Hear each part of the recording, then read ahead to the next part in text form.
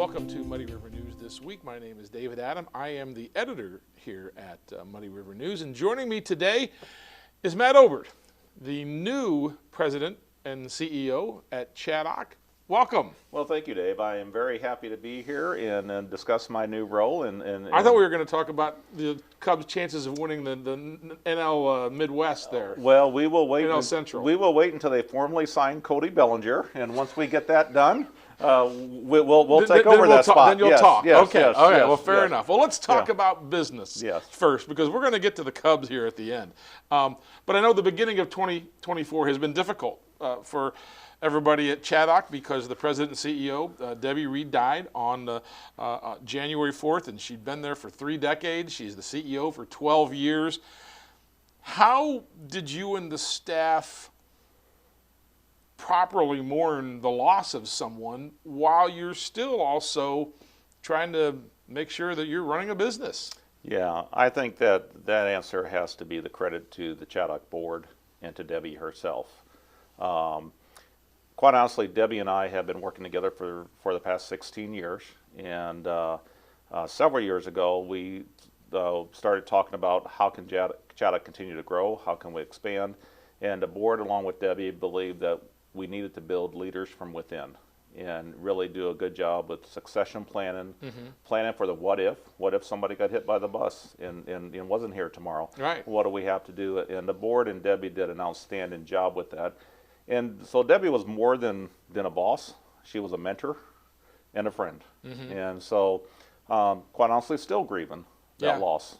And many of us at Chaddocks are grieving that loss. But what her and the board did was set us up for success. They prepared us for this moment. And that's what's allowed us. It's not just about me. And Debbie made that very clear. Chaddocks is bigger than any one person. Right. It's about the team of leaders. And so we have a leadership team that is ready to step up, has been stepping up, and will continue to step up. And so we're very fortunate with that.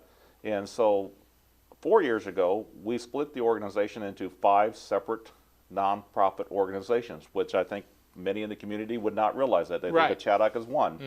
And so we have Chaddocks, which is the corporate company that really employs our 320-some full-time employees. Again, something that I think that community is surprised when they hear how many employees, almost a $30 million a year annual And are all 320 employees here in Quincy? 95% of them are. We do have some that are remote and off-site, but most of those are right here in our community. So I think people are really, amazed when they hear that. And so we created then Chaddock Attachment and Trauma Services, which is the organization that most people think of. People in the community might think it's the place where the bad kids go. Oh, we're going to talk about that too. All right, yeah, but that's not, and we're going to change that image going forward, and we're going to make sure that people do know the Chaddocks that they have right here in this community. But that's where we provide all of our residential services, our school services, our foster care services, and I was appointed the executive director of that. So that began to prepare me for leadership of a large portion of the organization. And then we started 2 social enterprises, the Knowledge Center at Chaddocks as well as Chaddock Behavioral Health. Chaddock Behavioral Health is a company in which we actually market and sell an electronic health record to other organizations like Chaddocks. So we're a technology company, and we currently have 600 registered users that use that system. And we look to expand that and grow that, and so I had leadership over that. And so those 2 provided me a lot of opportunities to learn and be ready for this. And then that allowed Debbie to really focus on our other social enterprise, the Knowledge Center at Chaddocks, which is really our research, our publications, our training, our consultations, things that we do nationally and internationally, and why, quite honestly, we're better known sometimes outside the city limits of Quincy than what we are right here.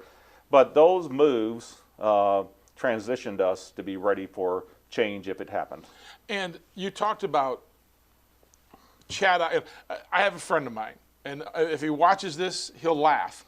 But he always said when he was a kid, if he didn't do something right at the house, Mom and Dad would say, "I'm sending you to Chaddocks." And it was the place where the bad kids all went. Sure. You're so far away from that now, but I'm sure people don't really know. So who does Chaddocks serve? How do you serve them? Yeah, so we do not serve the kids that are in corrections. We're not a youth detention You're not a youth facility. home anymore. We're not a youth home.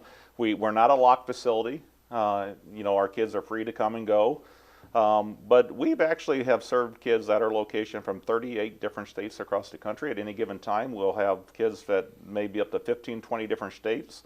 And so we're either working with those states on their licensure procedures and their referral procedures. Sometimes they're privately placed by their parents. Other times insurance is helping cover the cost. Other times the state Medicaid systems are helping cover the cost of care. But we really are serving those kids that have suffered significant trauma early in their life. And when you say significant trauma early in life, examples? Yes, so it could be any type of separation from the original caregiver, from the original mom and dad. So sometimes our children are children that were raised in orphanages internationally, and then have been adopted. Okay. And so those early attachment moments didn't occur. But it's also kids suffering from the hands of physical abuse, sexual abuse, neglect. It's now looking at our military families and looking at this stress that our military families have been under in these last several years, being deployed, being separated from their children, coming back different.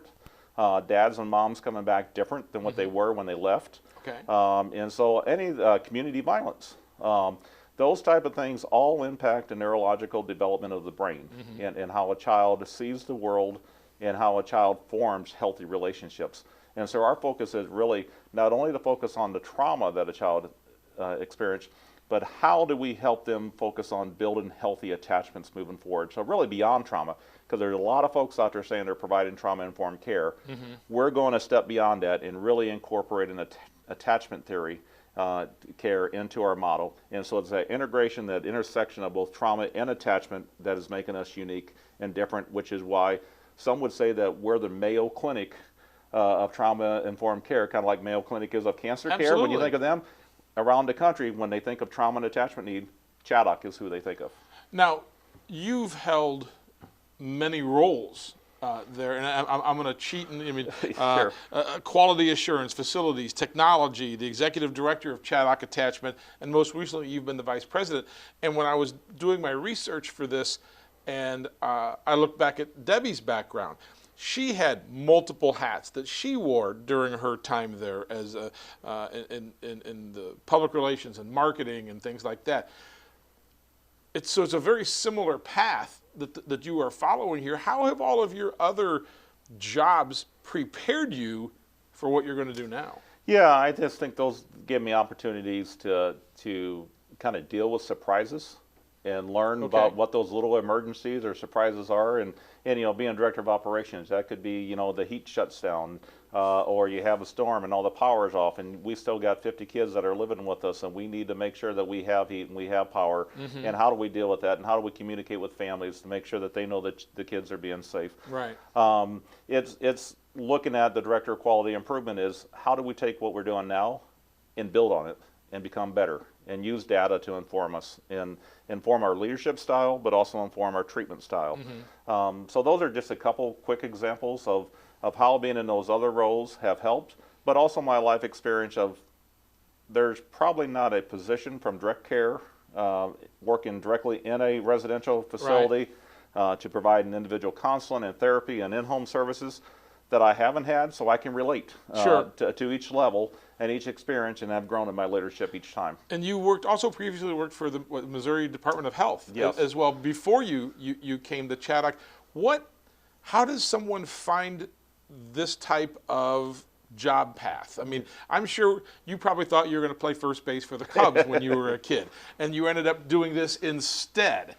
How do you find this career path? Yeah, my problem was I couldn't hit the curveball, and I wasn't too good with the fastball either. Those are problems. So that kind of shattered that dream. Yeah. But no, I think I think just being raised in my family and my faith became very important to me. And I tell you, one of the early on in my career, back in the senior year of junior achievement was what I was involved in, and of that I earned a scholarship to be able to participate into a 16-week leadership course through the Dale Carnegie Institute. Okay. And so here I am, a 17-year-old kid, in that, along with all the other business professionals, 30, 40-year-old, leaders, and that started thinking, there's ways to give back, and the importance of relationships came through to that.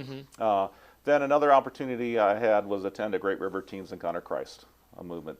Okay. And that personal relationship that I met with Jesus, and the power of how one person can help another person through difficult times, was meaningful to me. And so that led me into the field of psychology and social work, and is what got me started my early career with now what is called Transitions, but then moved to the Department of Mental Health over in Missouri, and continued to build upon that. You've been in mental health, the profession, for all this time. You also spent a lot of time with the county board, just getting off of the county board here recently. Is that something that you go, whew, I'm done, I'm glad I'm done with that? Or, is that something you might eventually like to try to do again? Giving back to the community has always been important to me, and having a role in that. Looking now at where I'm at, not having that extra responsibility is really good, but I am still willing to serve on other community boards. I've been recently asked to join the Greta board, and we'll be doing that, and there'll be some other opportunities. So I definitely want to give back. This community, I'm a lifelong resident here. My family's well tied, and that's why I want to make sure this community really knows who Chaddock is and what we have to offer. So how does your role change now? Like you said, you've been hands-on. You've been the one who they called and said, hey, by the way, the heating and air conditioning unit just went out. Now do you kind of have to be a little bit more hands-off? How does your role change? Yeah, that's a very good question, Dave. In some ways you could say, well, it's not going to change because you've been doing a lot of it already. And that's why, the board was confident to move as quickly as they did. And I think some people may have been surprised that they moved as quickly on this. But again, because of the plan and because of my involvement, they were able to feel confident that we were headed in the right direction. But yes, what I've looked at is what are some of those day-to-day tasks now that I need to transfer and give other leaders within our organization the opportunity to learn what I've learned. It is now my job to shift from being the leader all the time to being the mentor, to being the extra teacher, to being the encourager, to provide those opportunities so that my replacement is being trained. And the role that I was in is their replacement is now going to be trained. And so looking at that internal leadership development that Debbie started, and stress the importance of, that's my role now, is to keep that going. Well, now we need to get to the really important stuff. And the fact is that somehow your parents may have raised a very nice young man, but they also allowed you to become a Cub fan, and your brother is a Cub fan. Biggest Cub fan, most important, popular person that you've ever met through your time as a fan, that you will never forget that interaction? Well, there's been a couple, but one just happened within the last 2 weeks. Okay.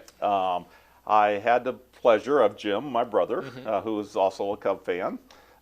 We had the opportunity, his kids brought him a ticket to go over to Springfield to meet Hall of Famer Pat Hughes, the broadcaster. And we had the chance to spend an evening with Pat to hear an update on where he felt the season was going to go. And he said we should be good and we have a chance to be great. So I loved hearing that. Well, they say that all the time in February. I get that. It's not June yet, right? Right. Yeah. But Pat took time. My kids had given me a World Series championship photograph for Christmas. Okay. Of the Cubs all jumping up and down, celebrating like the rest of us were.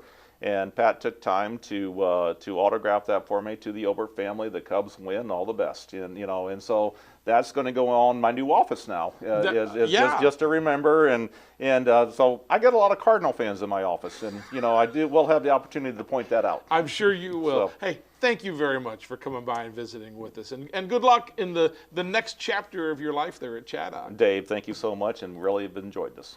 And thank you for joining us today as well. You can catch this interview and any other interviews on the MuddyRiverTV.com website.